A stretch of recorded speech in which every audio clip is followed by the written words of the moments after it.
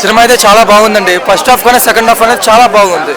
Second half అనేది చాలా trends లో చూస్తారు, మంచిగా చూడండి. చాలా క్యారెక్టర్స్ అనేది దీంట్లో ఉన్నాయి. సో సినిమా అనేది ఎక్కడైతే మనకి బోర్ అనేది లేదు. చాలా బాగుంది.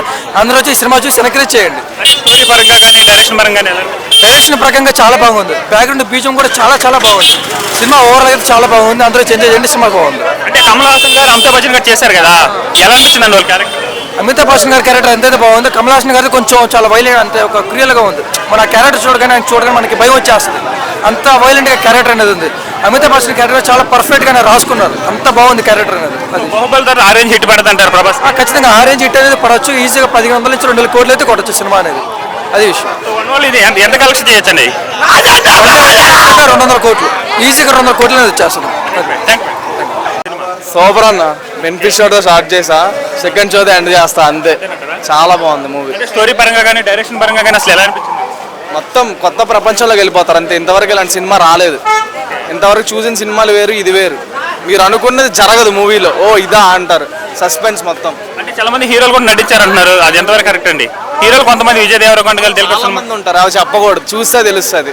మీరు అనుకున్న వాళ్ళు కూడా ఉంటారు మూవీలో. సో బాహుబలి తర్వాత ఆరెంజ్ హిట్ పడ్డది అంటారు ప్రభాస్? చూడాలి, ఫస్ట్ డే కదా, ఈ రోజు ఈవినింగ్ తెలుస్తుంది అందరికి. చాలా బాగుంది. Thank you. కమల్ హాసన్ గారి క్యారెక్టర్ కానీ, అమితాబ్ బచ్చన్ క్యారెక్టర్ కానీ, దీప్ కపూర్ కానీ ఇంకా కంటిన్యూ అవుద్ది. వాళ్ళవైతే క్యారెక్టర్స్ ఇంకా మొత్తం తీసుకెళ్లేదు. To be continued.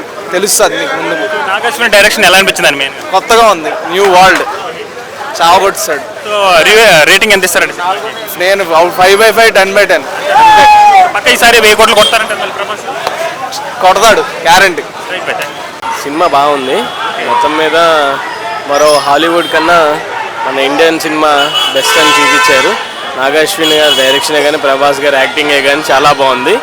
చాలా మంచి కాన్సెప్ట్తో బాగా చూపించారు సినిమా. స్టోరీ పరంగా కానీ, యాక్టింగ్ పరంగా కానీ కమల్ హాసన్ కూడా డిఫరెంట్ రోల్ ప్లే చేసినట్టున్నారు కదా? కమల్ హాసన్ గారు విలన్గా చూపించారు కానీ లాస్ట్ 5 minutesలో కనపడతారు. సినిమా గురించి ఏం చెప్తారండి? 100% వర్తబుల్ మనీకి. సినిమా ఇండస్ట్రీ పడిపోయిన టైంలో నిలబెట్టారు. 42 క్రాఫ్ట్లు ఉన్నాయంటారు సినిమాలో, వాళ్ళందరినీ జీవం లేపారు. బాగుంది సినిమా. అంటే ఇందులో విజయ్ దేవరకొండ, దుల్కర్ సల్మాన్ వాళ్ళు ఉన్నారు అంటున్నారు, ఎంతవరకు? విజయ్ దేవరకొండ ఉన్నాడు, సల్మాన్ దుర్ఖాన్ గారు ఉన్నాడు. ఓన్లీ 1-2 minutes వస్తారు అంతే. సో ఓవరాల్ ఎన్ని కోట్లు కొట్టచ్చండి? మరో హాలీవుడ్ కన్నా సూపర్ హిట్ సినిమా మన తెలుగు ఇండస్ట్రీ మరో పేరు నిలబెడుతుందని నమ్మకంగా ఉంది. బాహుబలి రికార్డ్స్ కూడా బ్రేక్ చేస్తారు. బ్రేక్ వేసి. Thank you.